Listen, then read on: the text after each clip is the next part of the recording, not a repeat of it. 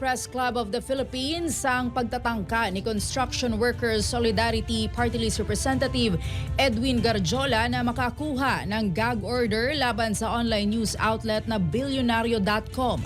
Sa official statement ni NPC President Leonel Abasola, sinabi nitong malinaw na pag-atake sa press freedom at direktang pagpigil sa investigative journalism ang naging hakbang ni Garjola.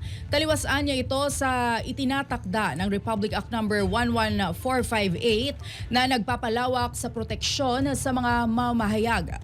Gate pa ng NPC, kailangang manatiling malaya ang mga mamahayag na ilathala ang mga nakakalap na impormasyon na may kinalaman sa interes ng publiko. Kasabay nito, nanawagan ng NPC sa mga korte sa bansa na kilalanin ang press freedom, tiyaking mananaig ang patas at balanseng interes at labanan ang mga hakbang na naglalayong supilin ang paglalathala ng mga impormasyong may kinalaman sa public interest. Binigyang diin ng NPC ang pagbibigay respeto sa malayang pamamahayag na itinatakda ng konstitusyon at maging ng international standards.